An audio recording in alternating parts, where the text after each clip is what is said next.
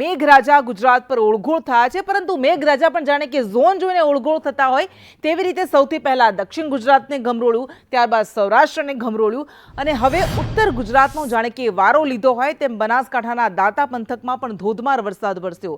આ બનાસકાંઠાની અલગ અલગ 6 દ્રશ્યો અમે આપને બતાવી રહ્યા છીએ, જ્યાં સારા વરસાદને કારણે રસ્તા પર જાણે કે નદીઓ વહેતી થઈ હતી, તો હોસ્પિટલમાં પણ પાણી ભરાઈ ગયા હતા, જેના કારણે પારાવાર મુશ્કેલી પડી હતી। દુકાનોમાં પણ પાણી ભરાઈ ગયા હતા અને નીચાણવાળા વિસ્તારો તો તળાવમાં તબદીલ થઈ ગયા હતા। હાઈવે પર પણ પાણી ભરાઈ જતા વાહન ચાલકોને ભારે હાલાકીનો સામનો કરવાનો વારો આવ્યો, તો કચેરીમાં પણ પાણી ભરાઈ ગયા હતા। એટલે આખરે બનાસકાંઠા જે વરસાદની વાટ જોઈને બેઠું હતું તે વરસાદ આવ્યો ખરો, પરંતુ બનાસકાંઠાના દાંતા પંથકમાં 4 કલાકમાં 8 ઇંચ કરતાં પણ વધારે વરસાદ વરસ્યો। તેમાં પાલનપુરમાં પણ 4 કલાકથી 2 ઇંચથી વધારે વરસાદ વરસ્યો અને દાંતા, પાલનપુર, વડગામ આ બધા જે વિસ્તારો છે કે જેને વરસાદે બરાબરના ગમરોળ્યા હતા, જેના કારણે નીચાણવાળા વિસ્તારોમાં પાણી ભરાઈ ગયા હતા। તો અલગ અલગ દ્રશ્યો મેં આપણે બતાવતા રહીશું। બનાસકાંઠાના દાંતા તાલુકામાં આબ ફાટ્યું અને જેમ હમણાં આપણે વાત કરી કે 4 કલાકમાં જ 8 ઇંચ કરતાં પણ વધારે વરસાદ વરસતા દાંતા જાણે કે બેટમાં ફેરવાઈ ગયું હતું અને મોટા ભાગના ખેતરો બેટમાં ફેરવાયા। દાંતા તાલુકાના નદી નાળાઓમાં પાણી ભરાઈ ગયા હતા, જેના કારણે કીડી મકોડી નદી, અર્જુની નદીમાં ઘોડાપુર આવ્યું। બે અલગ અલગ દ્રશ્યો અમે આપણે બતાવી રહ્યા છીએ કે કેવી રીતે ભારે વરસાદને કારણે નદીઓમાં ઘોડાપુર આવ્યું છે, નવા નીરની આવક થઈ છે, તો બીજી બાજુ હોસ્પિટલમાં પણ પાણી ભરાઈ જતા પારાવાર મુશ્કેલીનો સામનો કરવો પડ્યો હતો। આ હોસ્પિટલમાંથી પાણી કાઢવું કેવી રીતે, જે દર્દીઓ ઉપસ્થિત હતા તેમના માટે સૌથી વધારે કફોડી તેમની સ્થિતિ થઈ હતી અને કેવી રીતે વરસાદ, હજુ તો આ પ્રારંભિક વરસાદ છે અને ત્યાં જ બનાસકાંઠાના દાંતાની આવી હાલત થઈ ગઈ છે। 8 ઇંચ વરસાદ ખાબક્યો હતો, પરંતુ હજુ પણ જે રીતે ભારે વરસાદની આગાહી કરાય છે, જો એવો વરસાદ વરસશે તો પછી શું હાલત થશે તે કલ્પના કરી શકાય છે। બનાસકાંઠાની કીડી મકોડી નદી હોય કે અર્જુની નદી હોય, આ સૂકી ભટ થયેલી નદીઓ પણ હવે 2 કાંઠે વહેતી થઈ છે।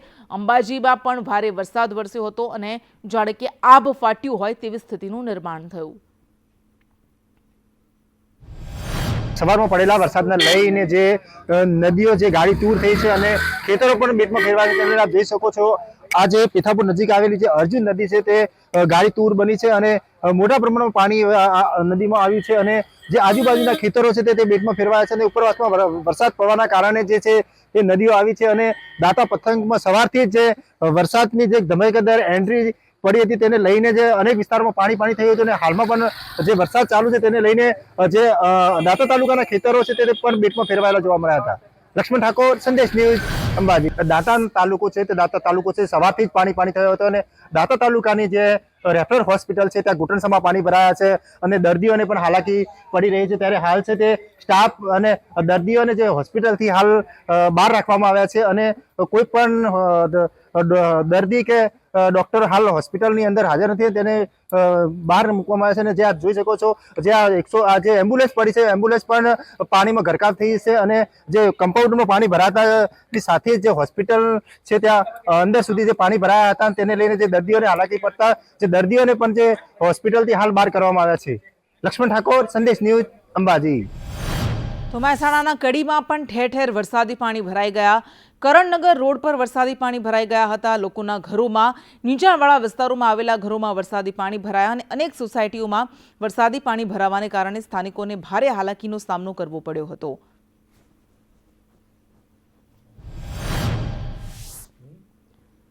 તો મહેસાણાના બહુચરાજીમાં પણ વરસાદ બાદ લોકોને ભારે હાલાકીનો સામનો કરવો પડ્યો અને પશુઓ જે ઉનાળામાં ધોમધકતા તાપને કારણે માનવ સહિત પશુઓ પણ ત્રાહિમામ પોકારી ગયા હતા। ભારે વરસાદને કારણે તેઓ પણ અત્યારે રાહત મેળવી રહ્યા છે। નિર્માણાધીન અંડરપાસમાં પાણી ભરાતા રસ્તો બંધ થઈ ગયો હતો। સુરપુરા વેણપુરા તરફનો રસ્તો 3 દિવસથી બંધ છે અને તેના કારણે 10 ગામનો વાહન વ્યવહાર ખોરવાઈ ગયો છે। પરંતુ આ ભેંસના દ્રશ્યો મેં આપને બતાવ્યા કે અંડરપાસમાં પાણી ભરાઈ જવાને કારણે ભેંસ જાણે કે મજા લઈ રહી છે આ પાણીમાં।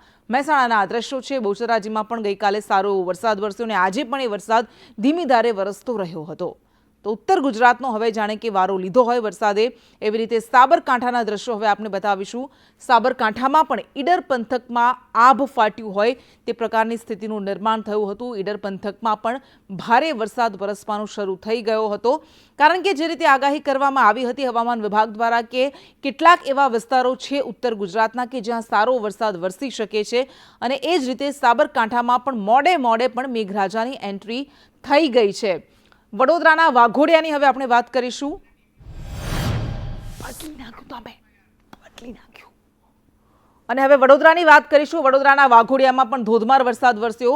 નવા આજવા, દેવરિયા ગામમાં, શાંતિનગર, ખંધા સહિતના ગામમાં પણ વરસાદ વરસ્યો અને વાઘોડિયામાં ધોધમાર વરસાદ વરસ્યો. 2 દિવસના અસહ્ય ઉકળાટ બાદ આખરે વરસાદે ધમાકેદાર એન્ટ્રી કરી હતી. વાઘોડિયાના નવા આજવા, દેવરિયા, શાંતિનગર, ખંધા આ બધા જ ગામડાઓમાં વરસાદ વરસવાનું શરૂ થતાં રોડ રસ્તા પર પણ પાણી વહેતા થયા હતા. પંચમહાલ જિલ્લાના ગ્રામ્ય પંથકોમાં પણ વરસાદ વરસ્યો. ઘોઘંબા તાલુકાના પૂર્વ વિસ્તારમાં વરસાદ વરસ્યો.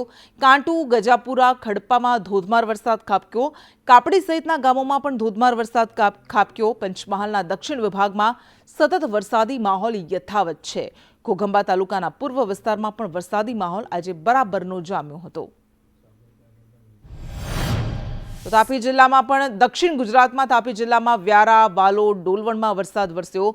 સોનગઢ, ઉચ્છલ, કુકરમુંડામાં વરસાદ વરસ્યો હતો. નિઝરના કેટલાક ગામડાઓને પણ આજે વરસાદે ઘમરોળ્યા હતા. એટલે 2 દિવસનો વરસાદે વિરામ લીધો અને ત્યારબાદ ફરી પાછી મેઘરાજાએ એન્ટ્રી લીધી.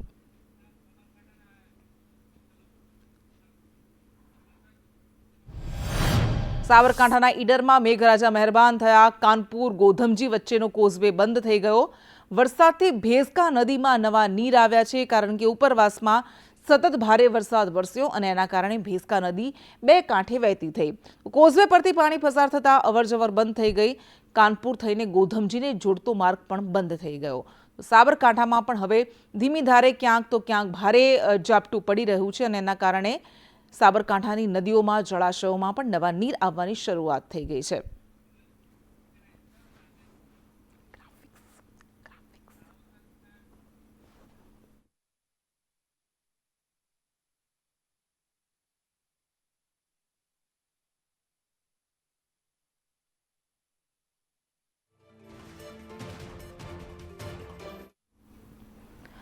અને વરસાદને લઈને હવામાન વિભાગ દ્વારા શું આગાહી કરવામાં આવી છે, કયા એવા પંથક છે કે જ્યાં વરસાદ ધડબડાટી બોલાવશે, તો કયા એવા પંથક છે કે જ્યાં હજુ પણ વરસાદ માટે રાહ જોવી પડશે, એની આપણે વાત કરીએ તો 7 જુલાઈએ અમદાવાદમાં હળવાથી મધ્યમ વરસાદની આગાહી કરવામાં આવી છે.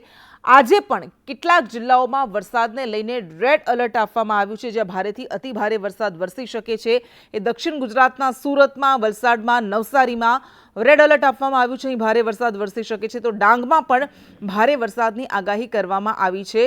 આ ઉપરાંત ઉત્તર ગુજરાતમાં, બનાસકાંઠામાં મધ્યમ વરસાદની આગાહી કરવામાં આવી છે. આ ઉપરાંત સાબરકાંઠામાં હમણાં આપણે જોયું કે જ્યાં ઈડરમાં વરસાદ વરસ્યો, એ સાબરકાંઠામાં, પાટણમાં, અરવલ્લીમાં મધ્યમ વરસાદની આગાહી હવામાન વિભાગ દ્વારા કરવામાં આવી છે. તો મહેસાણામાં પણ મધ્યમ વરસાદની આગાહી કરાઈ છે. આ ઉપરાંત ઉત્તર પૂર્વના અને મધ્ય પૂર્વના ભાગોની વાત કરીએ તો અમદાવાદ, ગાંધીનગરમાં મધ્યમ વરસાદની આગાહી. આ ઉપરાંત સૌરાષ્ટ્રમાં સુરેન્દ્રનગર, રાજકોટમાં, ભાવનગરમાં પણ મધ્યમ વરસાદની આગાહી કરવામાં આવી છે. અહીં હળવોથી મધ્યમ વરસાદ વરસી શકે છે. આ ઉપરાંત દાહોદ અને મહીસાગરમાં પણ મધ્યમ વરસાદની આગાહી કરવામાં આવી છે. વડોદરામાં પણ મધ્યમ વરસાદ વરસી શકે છે. તો ભરૂચમાં પણ, દક્ષિણ ગુજરાતના ભરૂચમાં, આ ઉપરાંત છોટાઉદેપુરમાં પણ મધ્યમ વરસાદની હવામાન વિભાગ દ્વારા આગાહી કરાઈ છે. આ ઉપરાંત આણંદ, પંચમહાલ આ બધા જ પૂર્વ પટ્ટાના જે વિસ્તારો છે, પૂર્વ ગુજરાતના વિસ્તારો છે, અહીંયા પણ મધ્યમ વરસાદની આગાહી કરાઈ છે. તો સામાન્ય વરસાદ જામનગર, પોરબંદર, સૌરાષ્ટ્રના આ ભાગોમાં સામાન્ય વરસાદ એટલે કે હળવો વરસાદ વરસી શકે છે. જૂનાગઢ, દ્વારકામાં પણ સામાન્ય વરસાદ વરસી શકે છે. આ ઉપરાંત ગીર સોમનાથમાં પણ સામાન્ય વરસાદની આગાહી કરાઈ છે. અને કચ્છે હજુ પણ ભારે વરસાદ માટે રાહ જોવી પડશે, કારણ કે કચ્છમાં પણ સામાન્ય વરસાદની આગાહી કરાઈ છે. वेरी हेवी रेनफॉल की वार्निंग दी जा रही है. वो डिस्ट्रिक्ट है पाटन, महसाना, साबरकांठा, पंचमहल, बड़ोदरा, छोटा उदयपुर, भरूच, नवसारी, वलसाड़, दमन और दादरा नगर हवेली है, जहां पर वेरी हेवी रेनफॉल की वार्निंग है और साथ में ऑरेंज अलर्ट जारी है. और हैवी रेनफॉल की वार्निंग जहां पर है वो डिस्ट्रिक्ट है गांधीनगर, अरावली, खेड़ा, अहमदाबाद, आनंद, पंचमहल, दाहोद, महिसागर और डांग डिस्ट्रिक्ट शामिल है, जहां पर हैवी रेनफॉल की वार्निंग है और साथ में येलो अलर्ट जारी है. और आज की बात करेंगे वार्निंग के लिए, तो आज के लिए जो वेरी हैवी रेनफॉल की वार्निंग है जिन डिस्ट्रिक्ट में, वो डिस्ट्रिक्ट हैं सुरेंद्रनगर, अमरेली, भावनगर, बोटा शामिल है, जहां पर वेरी हैवी रेनफॉल की वार्निंग है और साथ में ऑरेंज अलर्ट जारी है.